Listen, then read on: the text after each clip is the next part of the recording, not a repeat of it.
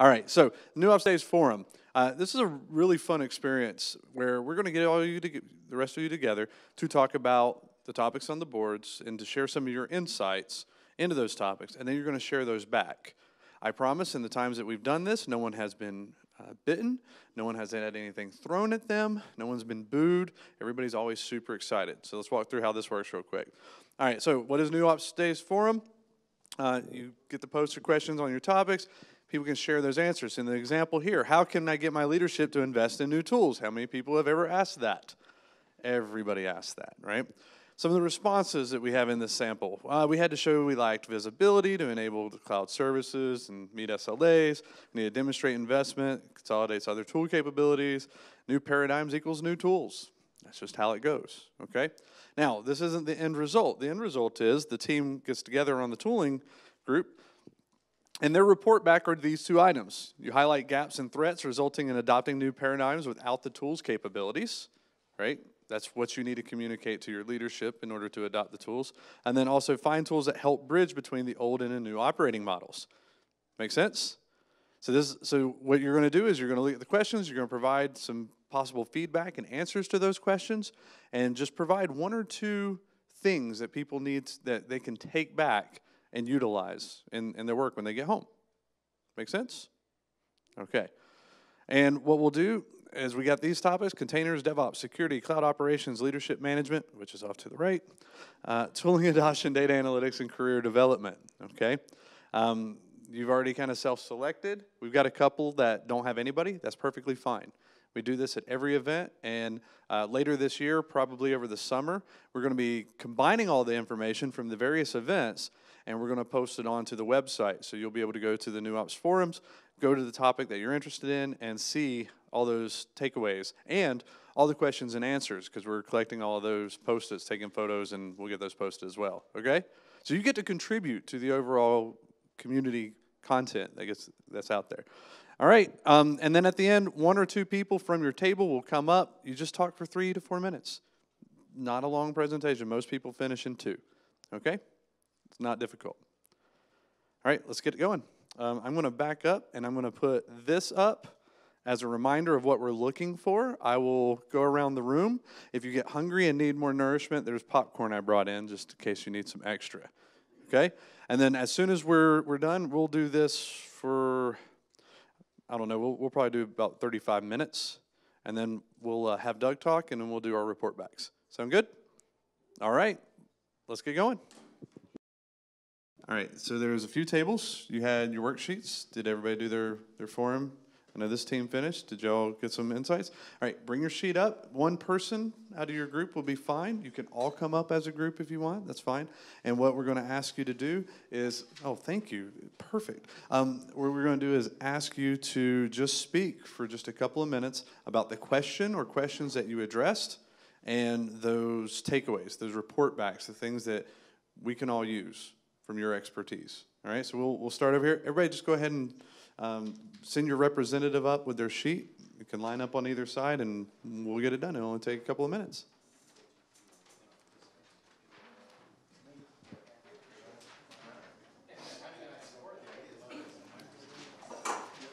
All right. As an example, we'll start here. So what was your topic? DevOps. Okay, here, go ahead and use this mic, and I'll hold this up for you. Yeah, oh, you need to read it, don't you? Yeah. That's a good point. I've done this before, you know. Okay. Yeah. We have a question for the DevOps. Is Ops needed for DevOps? So that is the question, and we are going to answer for that. Ops is part of DevOps because the DevOps is nothing but which includes development as well as IT operations. So that's what we want to make it short answer. Yes, we need it. Okay. You don't have to do all of them. Yeah, next question. Okay, yeah. Yeah, next question is AI Ops the future of DevOps? And what is data ops and where does it fit in? So we are thinking AI Ops is the future of DevOps. Even though we have implemented some solution using DevOps, for example, as Charlie said in the morning, like when we are creating the incidents and for ServiceNow or anything, even the same incidents is repeating for every 5 minutes or 30 minutes. If we are implemented like AI ops, like by using some machine learning algorithms or anything, so we can reduce the effort by like closing the incidents, like duplicated incidents, all that stuff. So yeah, we are thinking AI ops is the future of DevOps. And the next one is, what is data ops and where does it fit in? So data ops is nothing but like, whenever we are like checking for the data or anything, basically it fit in data analytics and analysis point of view, like in order to fine tune our data, like data quality and to predictive anything is happening based on our data events or anything is going. So those are the things like, yeah, data ops basically fits in data analysis phase. Yeah. And yeah, the next one is, should DevOps title be enhanced? See many people doing DevOps but don't really understand much about operations, including answering their phone calls at night time. Never happens. Yeah, so yeah, DevOps title is basically refers to like the person which has the capability of doing some development and also knowing about the knowledge of IT operations, how that works. That is nothing but like understanding the overall architecture flow so that they can fix the issues easily, and even if they have some development experience, they can write some solution scripts and they can fix it easily. All right. Excellent. Thank you very much. Round of applause. Yeah, thank you. Well done. And you can just leave it on the table, and I'll collect them later. All right, you're up. You want me to hold that up for you? I can do that. I'm good. All right. So our table was talking about tooling adoption, and we had 3 questions, and they're pretty much the same. How do I limit tool sprawl?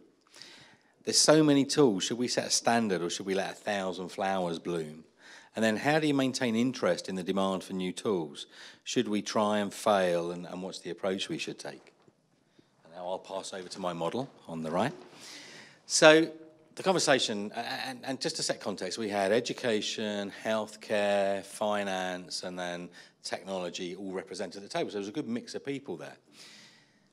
The challenge is the pace at which our industry changes. And if you try and chase the shiny toys, you're always chasing the shiny toys. And one of the speakers kind of talked about that today. So most of the conversation centered around, you have to set some guardrails. You have to pick a set of tools. And I was liken it to driving a car.